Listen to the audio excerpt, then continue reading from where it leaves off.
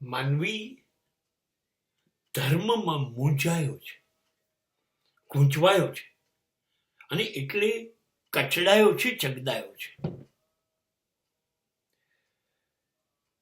એવો મૂંઝાયો છે, ખબર નથી પડતી આમ જઈએ કે આમ જઈએ. હજી સમજી નથી શકતો કે હું જે સમજું છું, હું જે જીવું છું, હું જે કરું છું એ ધર્મ છે કે નહીં. અને ધર્મના નામે શાસ્ત્રોએ અને સંતોએ, ધર્મગુરુઓએ સામાન્ય માણસની બુદ્ધિને બેર મારી દીધી એવી સ્થિતિ લાવી દીધી.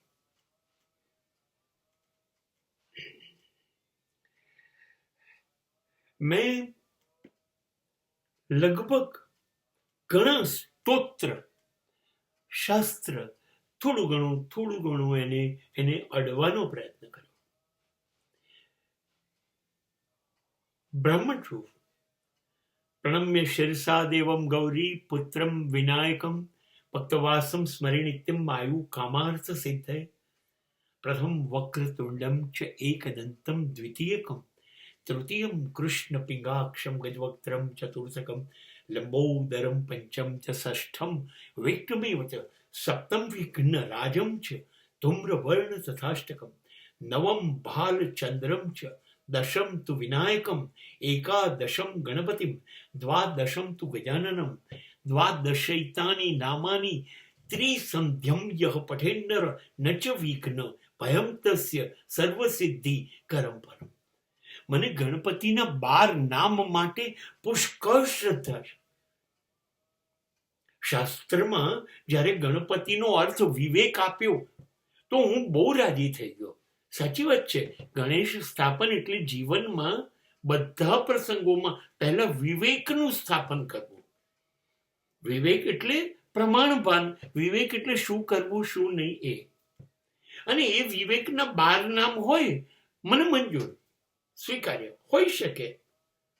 આપણા સમાજમાં પણ દરેકના 2, 4, 5 નામ હોઈ શકે છે. હા, તો આ તો મહાન વિવેક છે, તો શાસ્ત્ર એના 12 નામ આપી શકે.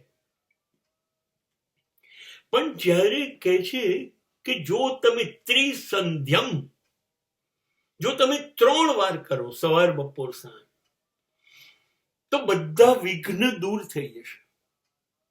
બધા વિઘ્ન દૂર થઈ જશે, કોઈ મુશ્કેલીઓ નહીં હોય. અને સર્વ સિદ્ધિ કરમ પરમ, તમારા બધા દુઃખ દૂર થઈ જશે અને બધી સ્થિતિઓ તમને મળી છે. શું કરવા આવી રીતે છેતરો છો?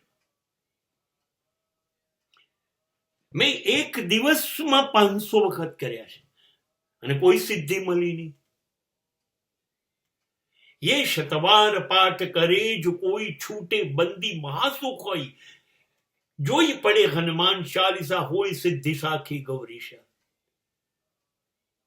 હનુમાન ચાલીસા 100 વખત, ये शतवार पाठ મેં 100 વખત કર્યા છે એક જ દિવસમાં. અને એ લોકો કહે છે કે કશું જે કહે છે મને કશું થયું નથી. હવે આવું દરેકમાં છે.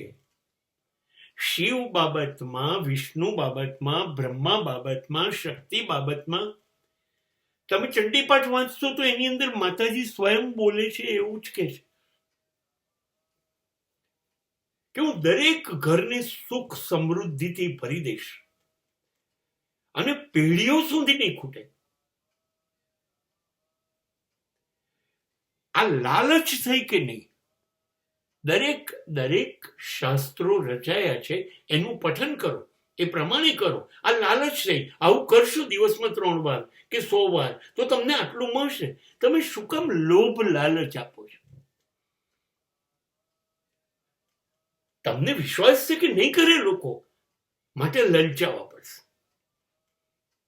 અને પછી બીજું દિશા તૈયાર રાખે છે કે જો કોઈ લલચાય નહીં તો એને ડર બતાવો કે જો આ નહીં કરો તો આમ થશે, આ નહીં કરો તો તેમ થશે. તમે નરકમાં પડશો, તમારે ત્યાં સુખ નહીં આવે, દુઃખ આયા જ કરશે, તમારા સગાઓનું મૃત્યુ થશે, તમારી સંપત્તિ ટૂંકમાં માણસને ડરાઈ દો, નહીં કરો તો આવું થશે, એટલે કરવા માંડશે કે હું લૂંટાઈ ના જાઉં, બરબાદ નથી. અને કાં તો એવું કોક કરશો તો આટલું બધું મળશે. તમે એને લુચ્ચો બનાવો, સ્વાર્થી બનાવો, તો લાલચથી કરશે. આ કામ કરવાનું છે શાસ્ત્રોએ, કે એને સાચા રસ્તા પર લઈ જવાનું છે. અને આ હું મારા અનુભવથી બોલું છું, બ્રાહ્મણ છું, અને આ વારંવાર કરી ચૂક્યો છે. ત્યાર પછી કહું છું કે આ શાસ્ત્ર, આ શ્લોક અદ્ભુત વાત છે, પણ શું આપણે બીવડાયા વગર કે લાલચ આપ્યા વગર એને ધર્મ તરફ ન લઈ જઈ શકીએ? અને પછી પંડિતો શરૂ કરે છે, વાંધો નહીં, તમારાથી ના થાય તો સંકલ્પ મૂકો, હું કરી કાઢીશ. 11 થી શરૂ કરીને 51,000 સુધી લઈને.